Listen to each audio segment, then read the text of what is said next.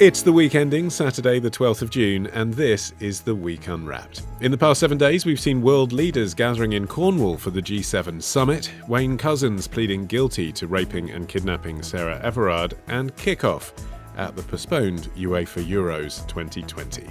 But we're here to bring you some stories that passed under the radar this week. Big news, not making headlines right now, but with repercussions for all our lives.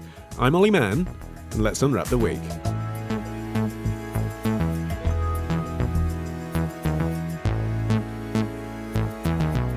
And joining me today from the week's digital team, it's new girl Julia O'Driscoll, science correspondent from The Economist, Alok Jha, and from Hong Kong, but also from Syria, but also from London. It's Abdulwahab Tahhan. Now, Julia, you know what I'm going to ask, so let's keep this as painless as possible. It is your debut appearance. Tell us one thing about yourself we wouldn't be able to find out by Googling you. Okay, so I've made very sure that you cannot find this out by Googling me. I've deleted all internet evidence. As a teenager, I had a period where I was a synchronised swimmer, complete with gelled back gelatine hair and nose clips. I think we've given the people what they want. And Julia, you are starting us off today. What do you think this week should be remembered for? Is Joe Biden hesitant to pin his colours to the mast? After some careful consideration, the department will maintain the existing policy from July of 2020 regarding the display or depiction of unofficial flags. So there won't be an exception made this month for the Pride flag.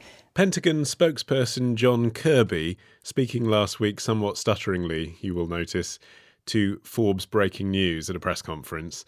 Julia, what's the story? What might he been nervous about saying? So the news is that the Pentagon has decided not to make an exception to a ban that was brought in last year in July 2020 under the Trump administration, which bans the flying of unofficial flags on US military facilities. So when the ban was brought in, it was widely seen as a way to effectively ban the Confederate flag, which has long been seen as an enduring symbol of racism.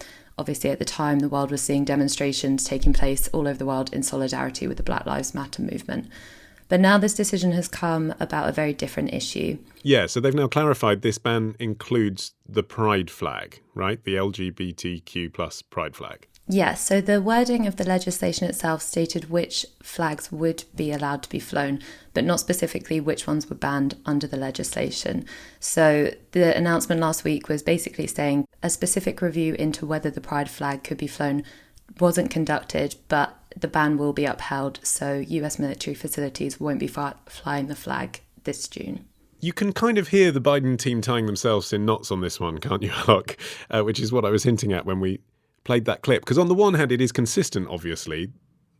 They don't want the Confederate flag to fly at military bases for obvious reasons. So therefore, it's consistent that they can't have a Pride flag either.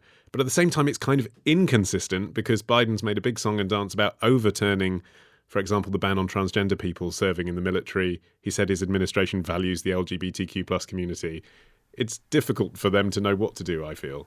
It's a mess, isn't it? Because it's just, in one sense, you can kind of understand logically why this is happening, but it just makes them twist around in knots. And as you heard in that press conference, even the spokesperson for the Pentagon was just, underneath was vaguely embarrassed at having to say what he was saying. Yeah. And it's just total shot in the foot for a marginalised group of people who just could do with a bit more general public, we're with you. Look, this is not going to, I think, fundamentally change the lives of people who have many bigger problems in terms of dealing with the issues and prejudices they're facing. But it would have been an easy thing for the Biden administration just to come in and say, yeah, actually, we're going to be really honest about this. We don't want the Confederate flag flying anywhere because it's a racist, anachronistic, bad thing. And but the Pride flag, once a year, fine. I don't know why they didn't just do that. Well, perhaps because, Abdul, it might be embarrassing to not say that in front of a room of journalists in Washington. But if you're serving on a US military base, let's be honest, the people who live there aren't going to have necessarily the same liberal or enlightened views about this. Some of them will still not be comfortable with just gay people being in the military at all. Some of them would like to fly the Confederate flag. I'm sure I'm talking about a minority in both cases, by the way, but it's a different audience, isn't it, that you're playing to? Well, it's not only just about having different audience, but only having yourself susceptible for discrimination laws. or suits. For example, why not fly the Black Lives Matter flag? There are black people serving in the military. Why not fly the Syrian revolution flag? There are Syrian people serving in the military. So when it comes to pick and choose, I would say ban all flags. The American flags represent all American people. If you're American, you're in the army, that's it. The American flag represents you. I don't really like having a lot of different flags for a lot of different causes, because then you're picking and choosing your cause, and then not all causes are equal. And to be honest with you, I cannot really keep up with all these flags. There's a LGBTQI plus flag, and there is BAME LGBTQ plus flag. Which one do you go with? Like, if I'm BAME and LGBT, so the LGBTQ flag doesn't represent me, I need to go for the BAME flag, BAME LGBTQ plus? I don't know. You can't keep up with it. I suppose when you actually say, though, that June is Pride Month, which is something, Julia, that Biden did. He made a point of recognizing at the beginning of the month because his predecessor, Trump, never did. Once you say that, then the pride flag is mainstreamed, isn't it? It's not a case of choosing a niche flag. Like, it's something that the whole country's supposed to be celebrating. Like, I suppose the equivalent here in Britain, rather than a BAME flag, as Abdul's saying, would be Black History Month. You know, if you're doing anything to do with history, it's kind of now just mainstream that you will at least make some acknowledgement to Black history during that month. That's the difficulty he's put himself in, isn't it? You can't celebrate Pride Month and say, don't fly the flag. Absolutely. I think this is where Biden clearly has tied himself in knots a little bit. He has been progressive on several pieces of legislation in the past, but when it actually comes to just saying, yes, that's fine, please do fly the flag, he's hesitated. And I think the fact that a specific review into whether an exception could be made didn't take place is quite important here, because I think if a review had taken place and said, no, the pride flag can't be flown, it would have attracted a lot more media attention and potentially outrage. But the fact that it wasn't, it's just the continuation of a ban, is how it's been phrased, means that it has gone slightly underreported and under the radar. It's interesting, isn't it, Alok, that, you know, in a world where actually you can access so much in-depth information if you want at the touch of your keyboard, symbols are still really, really important. Flags, emojis, statues, obviously we've seen discussed a lot in the culture wars over the last year or so. These sort of images almost seem to take priority over a proper detailed discussion. Well, yeah, it's much easier to put a pride flag or a country flag on your Twitter profile than actually to discuss the issues going on within that community or how that community relates to others. Of course it is, and that's always been the case.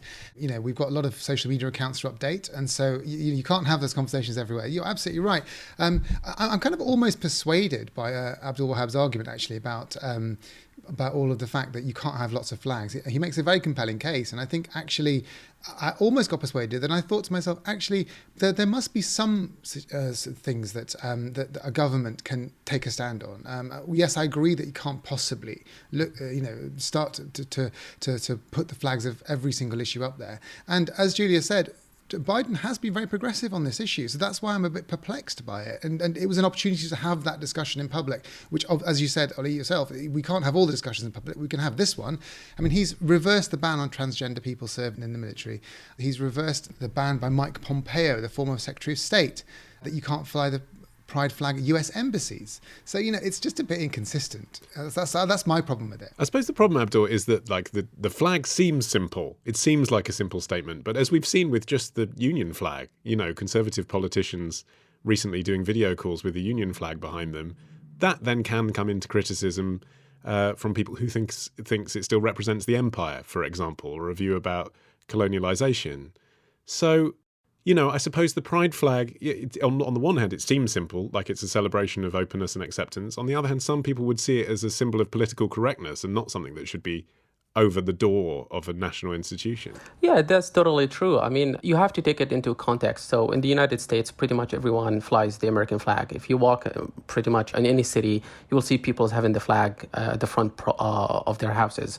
You wouldn't see that in England. So seeing the flag in England or in Germany, like lately, Chancellor of Germany, I think there was a video where she waved off the flag and she said, no, we don't want to have flags in here because this takes us back to, to celebrate in our unwanted history, the history they wanted to kind of not repeat or forget. So it's different countries have different opinions. In Syria, we are very divided. We have two flags. We have the official Syrian flag, which represents Assad and the regime. And we have the counter, or the revolution flag, which my university, Southampton, when I was a student, refused to fly it when I saw the pride flag. I was like, so why do you take the pride over my cause? Again, I think it all goes back to animal farm. All animals are equal, but not equal. So not all flags are equal, I guess. I suppose the point is, Julia, that there's still a sense that there's a civil rights battle to be fought on behalf of lesbian, gay, transgender people in the United States itself. And so if we look forward in the future, like 10, 20 years, perhaps the hope even of the people now that are asking for the flag to be flown would be that it wouldn't be necessary because there would no longer be that fight. Yeah, I think that's a very good point. I think the points that have been made as well about how we look at Black history, for instance, and memorials and statues are quite important because there is a lot of conversation going on at the moment about how we deal with statues of, for instance, historic slavers. I think the fact that there hasn't been a conversation about the pride flag is what is the issue here. And hopefully, in 10, 20 years, it won't be necessary. And progressive legislation is, of course, fundamental to moving this conversation forward and seeing real change.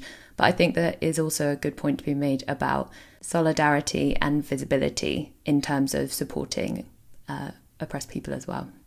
All right, well, we'll head over to Abdul Corner next after this.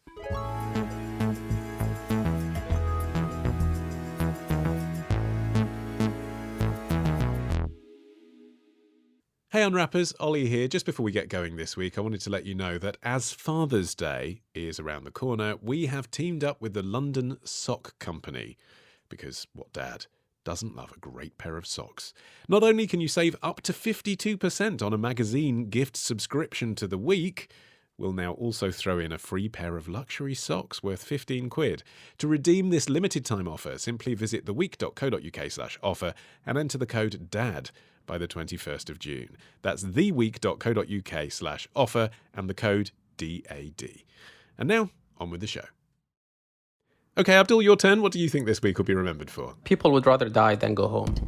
Little more than 50% that arrived in Denmark last year, they didn't have a need for seeking asylum. They were migrants that were hoping for a better life, and I understand that, and I think that makes sense, but that's just not enough to get a resident permit to stay in Denmark. Danish social democratic politician Rasmus Stoklund speaking to Al Jazeera last week. Abdul, what's the story this week? So the Danish government decided to outsource their asylum seeker process to a third country. So now asylum seekers in Denmark will be deported to a third country where their asylum case is going to be heard. And based on that, they either can come back to Denmark or claim asylum under the UN protection scheme in another country. Which country? So, this speculation is going to be in Africa. It's either Tunisia or Ethiopia or maybe another third country where people would be deported, staying there in a camp and having their cases heard. And for the refugees, the ramification of this is huge. For the refugees who are already living in Denmark, like university student, high school student, factory workers, 200 of them have had their asylum rejected. And they were asked to either attend a deportation camp, and then after 30 days, they would be deported back to Syria or to a third country. And 500 people's asylum status is now being reviewed. Okay, so when you started this story, I thought this was like a processing issue. Might be politically motivated, but literally a case of numbers, and let's put people here until we decide what to do with them. But you're saying, no, there are people in Denmark that will now be asked to leave? Yes, the people who are living in Denmark and have built their lives for years now are being asked to leave. And they're not just asked to leave, they're ordered to leave. And this would ruin their lives. These are people who are contributing to the society. These have, university students, factory workers, high school students. And Denmark is saying that the pretext of this is that Syria is a safe country. But Syria is not a safe country. I'm going to stop you there because I'm really fascinated to hear your personal perspective on that, of course, coming from Syria. But before you answer back on that, Julia, when you heard Denmark say that Syria is a safe country, do you think they have a case to make? Frankly, no. I mean, the EU and the UN have said that the situation in Syria isn't stable or safe for returning asylum seekers. And the NGO Human Rights Watch says that Syrians who go back are likely to be locked up or tortured. So I think, no, Denmark doesn't have a case to make here. But I'm just trying to, from their point of view, what What are they saying has changed? I suppose they're saying that there's a less rampant civil war than there was. Their sort of undetailed justification might be that the civil war has all but ended, but it's ended in the most horrific way possible for the people who left the country, which is that the person who was trying to subjugate them has won. So in what sense is that safe? Okay, I'm trying to play devil's advocate, Abdul. I mean, I'm guessing you're going to say, no, it isn't safe, and you're going to agree with the other two. Well, I would say, first of all, Denmark says that people are going to be deported back to Damascus, where they're from, and the situation in Damascus is safe. People can return back to Damascus, the capital, and there's no fighting or any battle in Damascus taking place at the moment, which is correct. But let's not forget that these people are wanted by the regime in Damascus. If I go back to Damascus, I would be arrested and prosecuted, and so would these people. For what, by the way? What would happen? For expressing your opinion, for saying that you wanted reforms, for writing a tweet, for liking a post on Facebook, for knowing people who protested against the government. So there are lots of different reasons, or just simply because you left the country and you became a refugee in another country. We know a lot of people who, not a lot of people, there's a number of people who returned to the country and they were arrested and they're missing and they're gone. There were a lot of reports of people being thrown in jail or people asked to join the battlefronts where around north in Idlib or other places. So Syria is not safe. The Danish embassy itself is closed. And if you go to the Danish embassy website, it says Syria, the Danish embassy in Syria is closed. Go to Lebanon. It's open in Lebanon. So if they cannot open their own embassy, why would they deport people back? Well, why are they deporting people back, Alok? I mean, I can't read into the minds of the Danish government, but beyond thinking that this has got to be a politically motivated move. I mean, it's a relatively right-of-centre government that's in place now. And as you see with countries all over the world that have elected right-of-centre or populist governments, one of the things they promise to do for their citizens is to stop people from outside in any way coming into the country. This is a familiar refrain all over the world. It's not particular to Denmark, but I suppose why it's surprising is that we think of Denmark internationally as a kind of very safe and liberal and lefty, if that's the right way of describing it, government that wants everyone and wants to help people and all of this. And it's just surprising coming from little Denmark, which is a wonderful place that everyone wants to go for nice restaurants and clean air. So this is the thing, and I think that's what's surprising about this, that this can happen anywhere, and this is happening everywhere, but it can easily happen everywhere. There is no safe haven for refugees, and it's horrendous that it's happening. For me, what I'm curious about is how is this happening in the EU? The EU surely has rules around migration of asylum seekers and where they go. So fundamentally, you can't just unilaterally pass legislation that stops this sort of thing happening. The asylum seekers and migration and everything is handled by the EU. And I believe that Denmark is having some issue with the Commission, European Commission, saying that you can't actually do this. Julia, there's already quite a lot of intense hostility towards migrants and refugees, as Alok was suggesting, across Europe, isn't there? But do you think this will catch? Yeah, I think this is a particularly worrying moment. There was news last week that Priti Patel had spoken to social media platforms about banning posts which, in her words, glamorised migrants crossing the channel. And it does just seem that there's a real sense of hostility at the moment.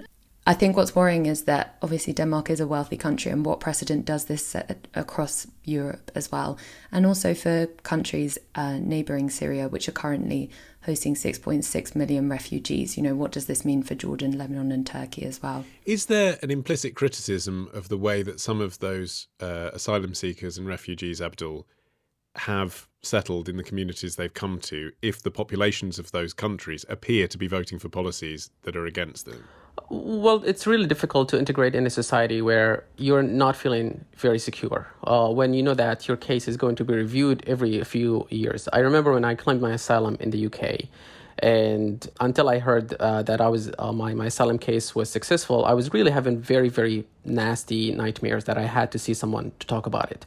And then the same thing started happening again when I had to apply for a leave to remain in the country and apply for a citizenship, that you get all these nightmares that you're going to be deported. Now, this plays on your mental health. This plays on your physical health.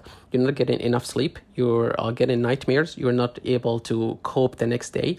A lot of these people are, when you're first in the country, this is the first time you've arrived in the country, you're learning, how can you integrate? How can you leave a very positive impact on the people around you to make them change their mind? But again, we're talking about very, very, very small numbers of people. Last year, in 2020, there were only around 1,500 people who claimed asylum in Denmark, which is a very, very low number.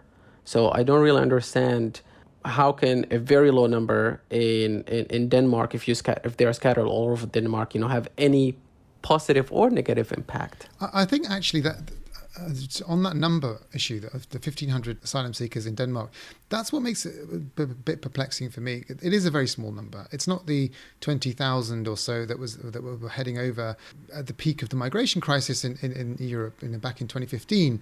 And so what it makes me think of is that this is kind of a dog whistle type of politics, isn't it? It's looking mean. It's about looking tough. It's about saying things that will put off the foreigners, in inverted commas. Priti Patel does it. Right-wing politicians all over the world do it. They don't actually have to follow through. And this deal might not come to pass anyway. Denmark might not find anywhere to process applications elsewhere. Or if it does, those applications might well end up being successful. It could be that on the one hand, they say these things in public to get the votes of the people who are scared of migrants and other things and whip up the fear of these things. But then behind it all, nothing really changes. And I really hope that nothing changes for the asylum seekers, but the sort of war of words is ever present. And I think that politicians know how to play it now. And that mental struggle that you talked about, Abdul, is something that I presume can affect people even when they do feel safe and settled, even when they are in a country that isn't Denmark. Wherever they are in the world, it must exacerbate that sense of being foreign when you hear stories like this in the headlines. Well, I have now, being Syrian means that you have a network all over Europe. So even I talked to some of my friends and family members in other countries, and pretty much all of our nightmares are very, very consistent. You have flashbacks and you see yourself being deported. Even though you have citizenship now, you're a citizen of the country, they cannot deport you. You still have these nightmares. You cannot just say words, they don't mean anything. When Denmark decided to deport people, even though when they still haven't passed that law, a Syrian refugee has already died in a heart attack when he read the news that he was going to be deported. Some people said, we'd rather die, we'd rather commit suicide than get deported. So imagine what they would do if they actually get deported. So even if these are just words have meanings, words have a lot of ramifications, and they're not just blank words. Okay. Alok, you're going to be finishing the show after this.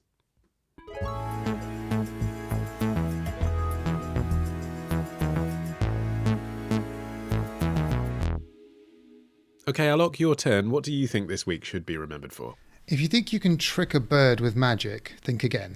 I think the most important thing is that in comparison with most of the other art forms, magic really relies on this bidirectionality between performer and a spectator. It relies on that rapport. The magician needs to fully engage the attentional mechanisms of the spectator. And I think that's very powerful, that we don't find in most art forms, right? PhD scientist Elias Garcia Pellegrin speaking to Sarah Crespi on the Science podcast. Alok, what was he on about? So this is about using magic tricks to understand perception in animals. So attention, perception things. It's to understand how their brains work, how their psychology works. So magic tricks have been used for a couple of decades now by psychologists to try and understand how human perception works.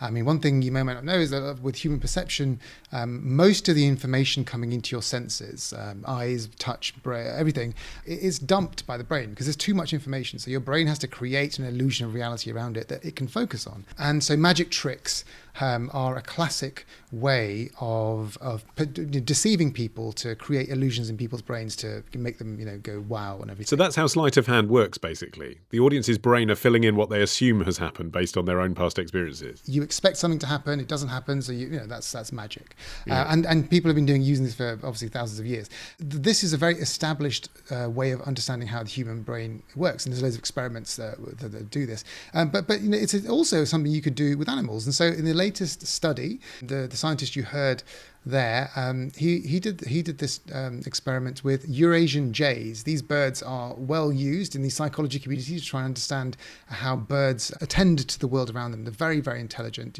We'd all know about crows using tools and things. Eurasian jays are also highly intelligent, and they were given some magic tricks, some sleight of hand magic tricks. But a human performed the magic tricks, right? Yeah, the human performed the magic trick, and the human performed it for other humans and also then for the Eurasian jays. And whereas the humans, the viewers, were tricked by the magic tricks, so just the classic things like the French coin, French drop, or the palm transfer, those sorts of things, very simple sleight of hands. The birds weren't. They just didn't fall for it at all. There was one trick that the birds did fall for, which humans also fall for, which is when you take an object and you pass it really quickly between your hands, really, really quickly.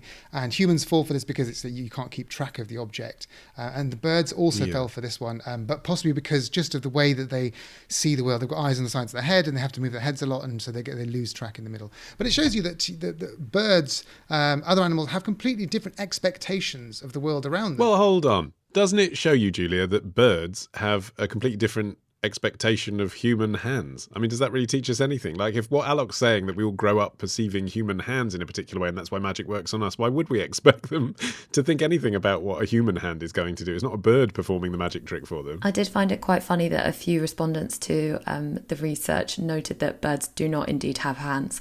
The fact that even needed stating seemed quite hilarious.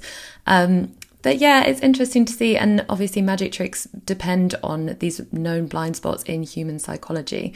But it's also interesting to see that the family of bird that the Eurasian jay comes from actually is known to carry out its own kind of version of a magic trick. The New York Times' Veronica Greenwood calls it a sleight of beak. So it's where they hide their own food or pretend to hide food in various places to stop other birds identifying where it is, which I thought was also quite amusing. That is interesting. I'm still slightly... I mean, the thing is, Abdul, I say at the beginning of each show, don't I, that we're interested in stories with implications for all our lives. Do you agree this has any implications for all our lives? I mean, what are they? Well, when I was researching for this subject and I was reading a lot of articles, and I saw a lot of puns like magic of beak or something. I really didn't understand it because English was not really my first language. So I think this has a lot of impact on people who speak English and who read the English published papers. Other than that, in Arabic countries, if you talk to someone about birds, they would think you're crazy.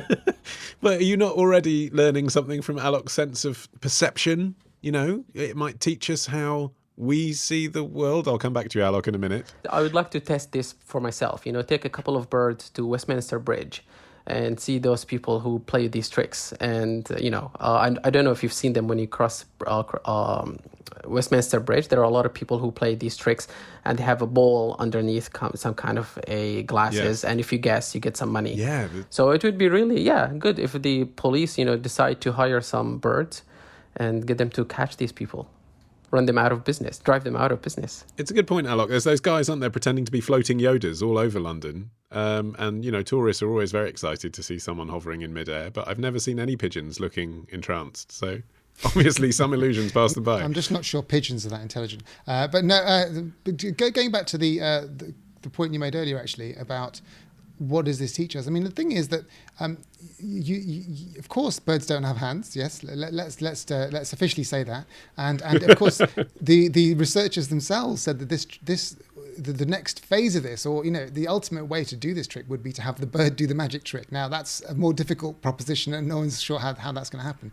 But what you do learn, of course, is that it's these sorts of experiments. when you said at the beginning that birds don't have hands, so they don't have any expectations of hands, that's true, but that shows us that it's about expectation. It shows us that humans have expectations of hands. Now, that's something that we just assume and we don't question, we don't think about, but that's why these magic tricks work, simple magic tricks anyway. It also tells you about how you perceive the world around you. What is it that you're attending to? You think that you're attending to things and you can see things and pay attention, but actually seeing something doesn't necessarily mean that it's there. The stuff coming into your eyes might show you one thing, but that your brain's expecting another, so you don't really attend to it. Now, this is all really, really basic psychology and perception research, and it tells you all about the consciousness in the brain and how your brain creates the world around you, but it has really important implications for things like witness statements. People who, we've shown multiple times that people can invent memories for events that happen in front of them, or that, you'll see a crime happening in front of you, but you won't remember any details of it at all, because even if you look at all the things that are going on, you don't see the thing in the middle. Now, there's that classic psychology experiment about two people pass a ball between each other, and you're watching the ball passing, and then a gorilla walks past in the background, and most people, when asked, did you see the gorilla, don't see the gorilla. Doesn't this intrigue you that human perception is so tricky? Because we do require human perception to be infallible for many of our legal judgments, for many of our, for a lot of work. People have flaws in it. Life does revolve around what humans can perceive, and so it's important to know what the baseline is, basically. Yeah, Abdul, doesn't it intrigue you? I'm really intrigued that's why I think it's really good to have some kind of a robot to tell you stuff that you didn't notice, like that experiment about passing the ball. I think it is used in some intelligence training to see who can make it and who can notice a lot of different stuff. And but I think robots are taken over. So one day AI soon is going to take over and is going to tell us how many gorillas were in the back and how many balls were, exchanged. Yeah, but AIs are just stupid, though. They're just they process lots of information, but they don't give you any intelligence, in the sense that we're interested in. And so I think that you're right. Having computers and other things that tell you all this other stuff is, you're going to notice that stuff. But we don't have this stuff around us all the time, and we shouldn't want to have this stuff around us all the time. Understanding your position as a human animal in the world without all this extra aiding is actually quite useful. And also just as on the pathology side of this, sometimes this stuff can go wrong. And so when people have brain damage, or they're born with different ways of perceiving the world, and that can be anything from being autistic to having different types of attentional conditions, you see the world differently. You don't notice things. There's some research to show that, for example, autistic people don't get tricked by sleight of hand, because they just look at the object that they're looking at. They don't get tricked. And I think that it's really interesting to know all this stuff, because we live in a very diverse world, and I think we should understand them all. Well, actually, just to bring this down to a slightly more prosaic level, I mean, Julia, in terms of what you do in digital journalism, there's an element of this, isn't there? Because you can filter a story for a different audience in a different way. People in different countries will respond differently to different headlines. They'll click on different words because different things about that story relate to them. There might be a difference between the genders. There's context, isn't there, for everyone and everything in how we engage with everything. Yeah, I think that's definitely true. And the research for this really made it clear to me that actually human audiences are potentially not very intelligent at all. One research... Or easily led. More easily manipulated, maybe. Than a J.